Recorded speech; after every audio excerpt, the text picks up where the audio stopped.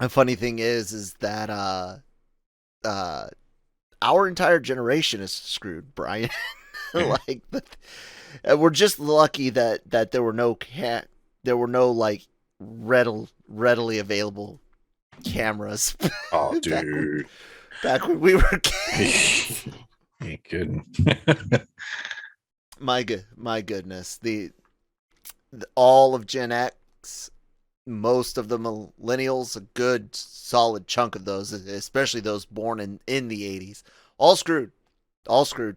You can never ever be woke enough for tomorrow.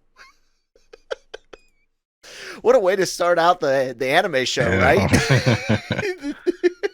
But it is a bit of truth there. So I know it's kind of an out of context intro for everyone, but yeah, just funny observations.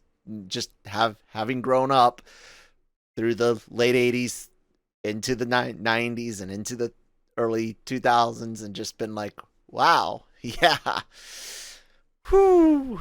Anyways, Brian, you ready to I'm do here, this? man.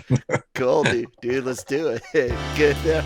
Good evening, good afternoon, or whatever the hell you guys are at right now, listening to the Anime Versal or watching the Anime Versal Reviews podcast, the anime show on the Genreverse Podcast Network, available wherever you get your podcasts from, as well as the Genreverse Podcast Network's YouTube channel.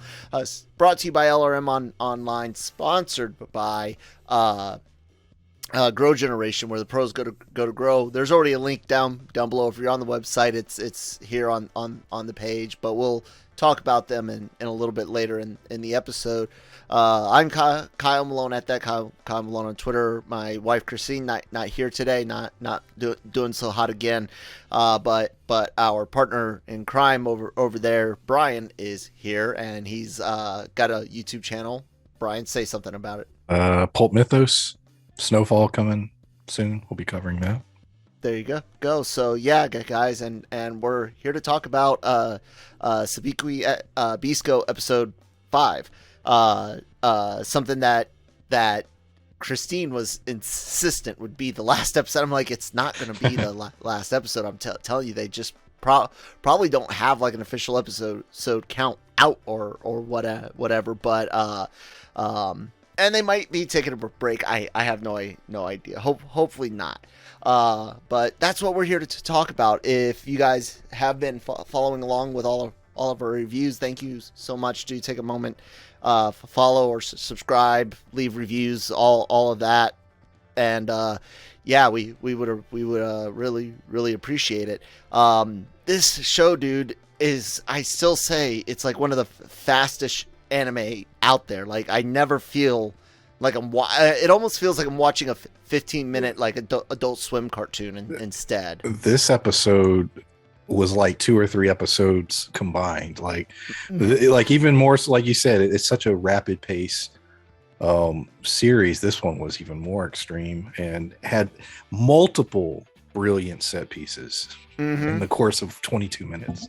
Yeah, really good. And I got my little thing of notes, so we get to chit chat about a few things. But dude, you kind of gave a bit away of what your initial reaction would be, talking about the set pieces, and we'll get there. You see the GIF I sent you yesterday? Yes, I did. I laughed. Yeah. Did you know the context yet? I did. I saw it because I watched it the other night. Okay, yeah. Cool. So yeah, man, your initial reaction to episode 5, you said like 3 episodes in one, man. Tell us what you thought. It was my favorite episode because we got horror elements, which we really haven't. And so that was cool. And, we'll get into that later, but we got yet again, more world building, a potential antagonist introduced in a sequence. There was a lot happening in a short amount of time. Yeah. I love all the little side characters that we get to meet in this. The kids are great. I found it weird that you could clearly hear them calling him Natsu, and yet the English translation's just nuts. Like, yes. Hey, nuts. Yeah. And I'm like, there's a U at the end of that. I'm fairly certain it's even in the writing, but whatever. Maybe it's because of the maybe there's some sort of inferred translation. I don't know, because I know some Japanese names they'll use different like kanji that you can for one name versus like the standard, just because you can. So I don't know if that's there, but it's weird because there's lots of Japanese names they don't westernized or anglicized or whatever it used to be called. So that was kind of fun. But I dug the kids, man. They were cool. Why is it though? Whenever kids have no adults, they go Lord of the fucking Flies. Yeah. Why does it always go so bad? Children of the Corn and shit. Like kids are fucking evil. At first, it's funny because you're right. At first, you're just like, oh man, what's up with these kids? But then in the final sequence, you're like, well, they're kind of pushed to that. You would have to be that, yeah. Exactly. So I'm with you, man. It was just a lot of really cool story and world moments set between really fun action moments, and I kind of broke it down between like the kids and our duo, and then Pau and the old couple, and then there's a part that connects those two back to the governor and of the province or prefecture, whatever. And the rabbit people, we learned that's likely at least a good chunk of the rabbit head people are like the adults that survived and were supposed to be taking care of those kids and stuff. And yeah, it's kind of fucked up. But I guess let's start with a little bit of the Bisco and Milo and the kids shit. The big kind of like thing, and I like how they broke it down. They separate Milo and they separate Bisco, and we get the Milo with the shell skin, and hey kids, your parents, your grown-ups were basically lied to. This is easy to cure, and here's the fucking recipe for it. Bisco gets to go. He turns himself in, of course, which I thought was clever. Good way. And I like how they're all excited about the food, like as those kids are probably just like like because they eat it all the time. But Bisco and Milo are really impressed by it. But he gets to talk to a guy that's real fond of the maps and trains, and another kid, Natsu, who's got a history of fishing in his family, and this badass harpoon, and he's got a big grudge, and he talks about hanging his grudges on the wall with his harpoon. It's just a really really fun thing, and you get to learn a bit why the kids are there. We mentioned the illness that they're lied about, and the parents go off to fight for the governor, and that we learn later on, and without getting into the action scene too much though, that they're under threat of a giant fucking creature, goddamn blowfish with awful teeth. Yeah, man. But dude, just kind of, what was like your kind of favorite interactions there, and what'd you think of the kids and their setup? It was cool. Like you said, I like the way that they sort of built their little town, and it's this old weird amusement parky looking place. It just looked cool. I like the interactions as far as Panda and the kids, and the like you said, we got a little more knowledge on how things work, and especially like how this governor is operating. With those sequences. But yeah, the ending was yeah, shocking. It's always fun to see a lot of like the politics, and I like you said, this feels like we could go and spend a lot of time exploring shit in this world, and you and I would just eat it up, but I like how they're able to deal out enough at a time without it becoming too much or overbearing. and still have it be good. You know what I'm saying? Like, it doesn't feel too thin. Yeah, sure, I want more, but I don't need it. Does that make sense? Yeah. Also, I thought it was interesting when Beast go with the chains. Mm-hmm. He turns himself in, but he's well aware that he can escape and get out whenever he wants. We still don't completely know a lot about the mushroom trackers or whatever Mm-hmm. they're called. You know, like mushroom keepers. There you go. There seems to be a lot about them we don't know, including maybe abilities or just strengths. Yeah. Why? You know, I mean, I'm assuming it's a cocktail of some kind that maybe they ingest or have ingested. I don't know, but maybe. Pawu's pretty fucking strong herself, though. She fucking drop kicks giant tarantula. But who knows what comes of that? Maybe they'll just go with the you can train to get that way. Why not? You know, I don't know. It's a very very anime thing. So I have wondered if we're gonna get any explanations about some of these things, or if it's just there because the creator is that much of a fan of manga and anime. You know, that all these kind of tropes and stereotypes and oddities that they try to make something out of in other series are just there in this. Which I don't know. Would that upset you? No. Or would you be cool with it? I'd be fine with it. I think I'd be fine with it as well. I mentioned kind of the other side of this would be Pawu and the couple. But before we get into that, let's go ahead and take a word from our sponsors over at Grow Generation. Grow Generation, where the pros go to grow. The Grow Generation commercial team is armed with industry-leading professional consultants. Grow Generation's team will help you fully manage any size or scale project. They offer turnkey facility designs, cultivation room design, and on-site project consultation.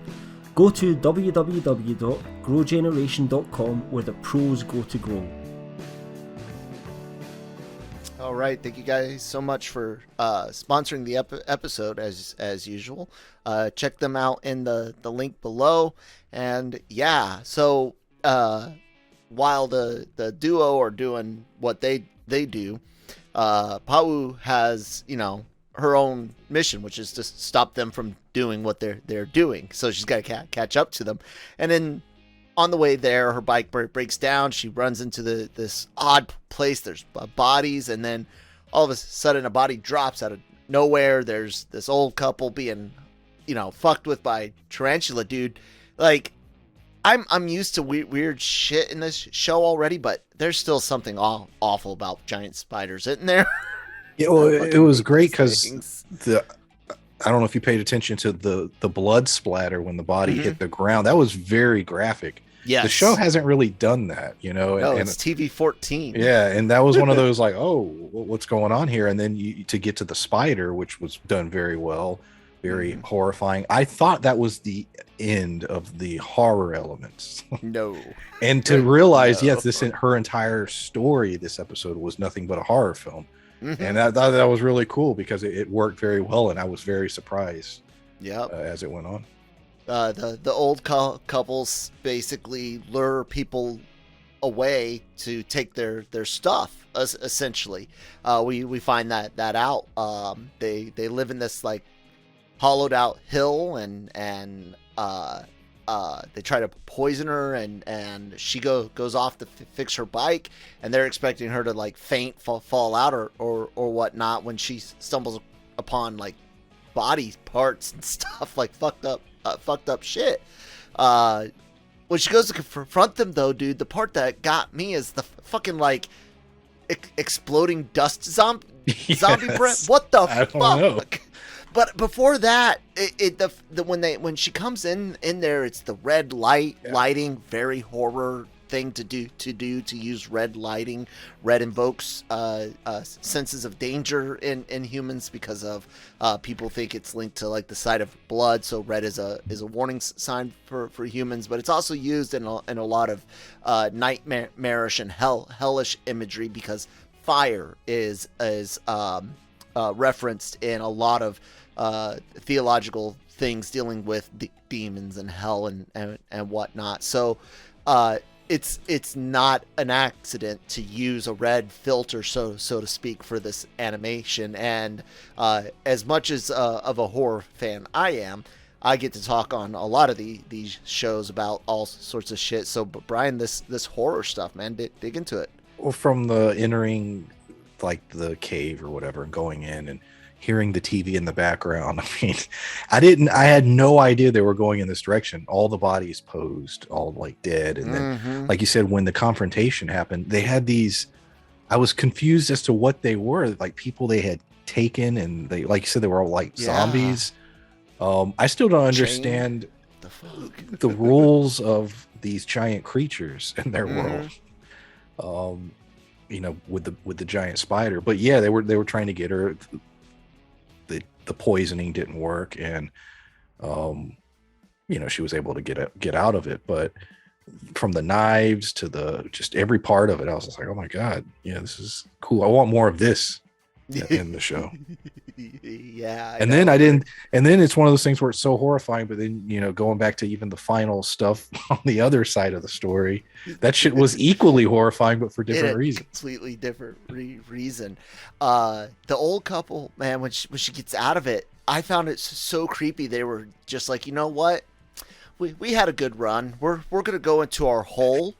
You leave us the fuck alone, and we'll leave you the fuck alone. And before Pau can stop them, they fucking blow up the entrance, man.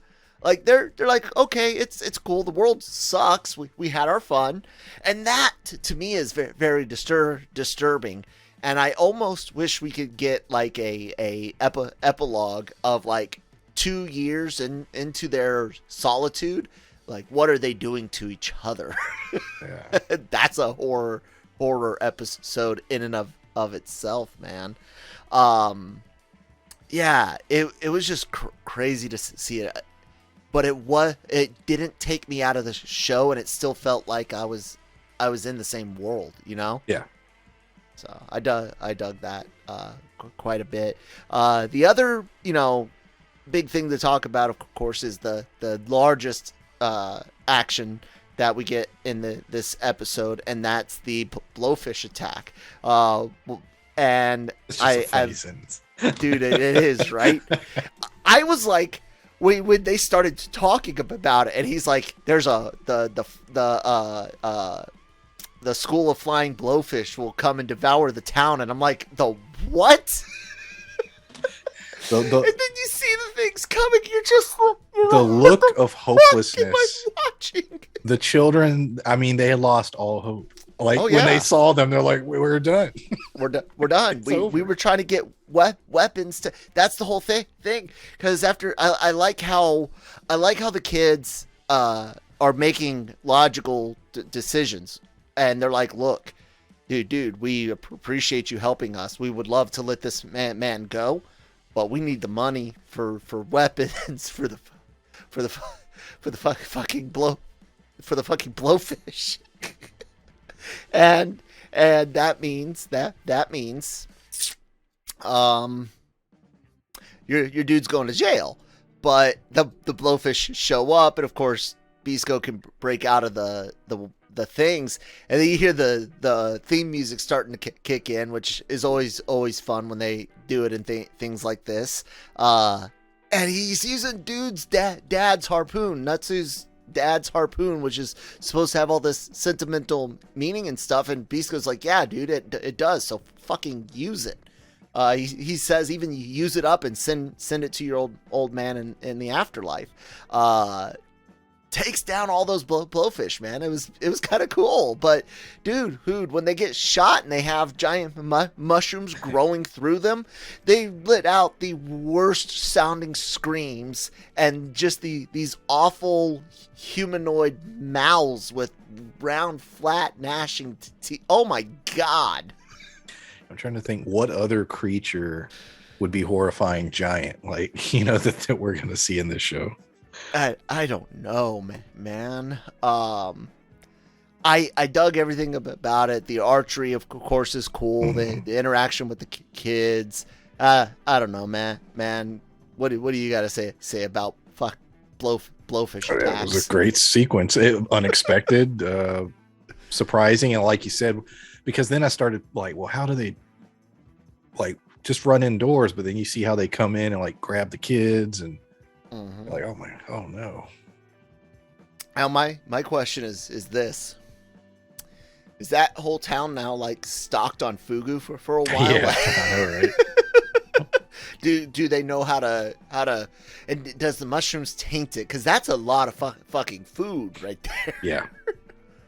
And I was sitting there watching and hearing them talk about being fishermen and being like, this place is a desert. Okay, I get it. I got it. I got it. Fuck. I love this show, dude. I really do. And then like the last little thing to touch on it. Did you have anything else to point out about blowfish? No. And then the last thing we see is back in the city, Imahara or whatever it is.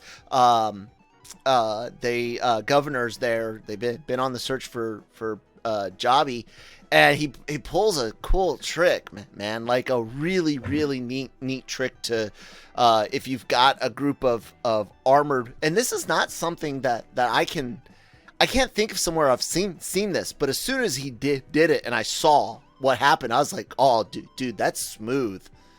In order to make sure you know that no one's infiltrated your business, your trusted or the trusted all have a reaction to some sort of cue. And if you are an outsider trying to infiltrate, you're not going to know what that is. Dude snaps his fingers, everyone drops except for one, and I'm just like, damn. Jabi got caught. I'll be honest, I didn't expect to see Jabi back so soon. I expected maybe next episode to see him getting caught. And Christine's like, oh no, poor Jabi. And I was like, yeah, don't get too attached. Yeah. Especially if this is like a one-off thing. Dude, I'd like that. Can you think of another use of something like that in anything? I can't. No. Not that I could think of. That was a cool sequence. Real simple, but yeah.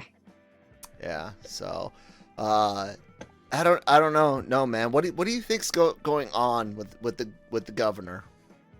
Dude, that's I don't know, and I think him being the capture will lead to more of those answers because they'll be holding him captive, and there'll be more dialogue probably between the two, and hopefully we'll get more of that. But yeah, I don't know. Also want to talk about the Mushroom flat. keep. Yeah. I just thought. Because I was like, that's a. I just thought about Okay. that. Yeah. The mushroom keeper. It's interesting because Bisco mentioned a couple of episodes ago that there are some bad keepers out there, and here you have a guy that might be on a good mission of finding a cure for rust, but he's an ends justify the means type guy. Does basically an experiment on the town that the old people used to belong to, and a lot of people didn't survive, man. It's pretty fucked up, but Yeah. it's kind of realistic. And again, this manga was created before the pandemic even started, and yet there's a lot of weird shit going on that fits, kinda. The moment that character was walking out of the town in the flashback and had the little smile, I was like, oh shit. There's our villain. I was like, yeah, that's him. Yeah. I was like, oh, that's going to be interesting because think of the skill set. And, you know, and like you said, on probably a quest to achieve good, but, you know, willing to sacrifice people in order to achieve it. Yeah, and we might find there is some ulterior motive to where even his final intent isn't even good. But I have a feeling that at least that character and that event was one of those situations where it's like, yeah, the goal is to get to a cure. You gotta crack some eggs to make an omelet, you know. It is the one thing I'll say that kind of threw me off a bit. They keep his face hidden, but they didn't do it the same as they do often in some anime where they're trying to, I don't know, if it made him feel more anonymous, and I don't know if that's going to come back in an important way or not. You know what I'm saying? Like, everything about his get up and everything was very Bisco-ish, just of course nicer and very plain. Nothing stood out, which I found interesting. But I'm wondering if the old people left the details out on purpose, or if that person is just that plain, or if they really just were a random keeper doing it. You know, there's white hair under that hoodie. Oh yeah. Just waiting for it. Now that would be the dead giveaway, like a lock of white hair coming down. Motherfucker. Such a cool show, and again, man, I'm kind of impressed on how entertaining it is without being so. I don't know how to explain it. This is a fun show, right? That's the best way I can explain it. It's fun. So yeah. Anything else to say about Bisco episode 4, man? No. Cool guys. Then everyone, please do subscribe to the channel if you're watching us on YouTube. If you're following or listening on your favorite podcast app, go ahead and follow us.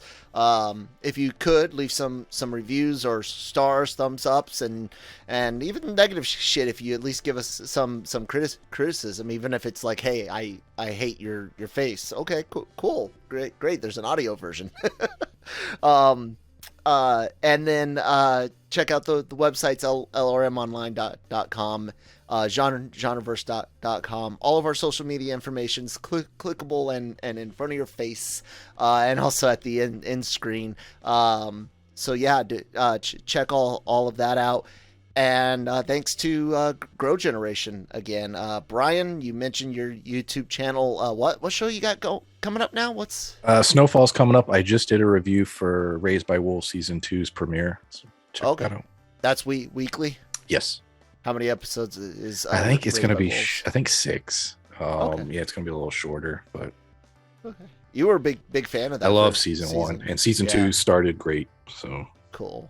All right, guys. As long as they keep pushing out the episodes weekly, we'll be back next week for it. And let us know if there's anything else that you'd like to see us cover afterwards. And we'll talk to you next week. Bye.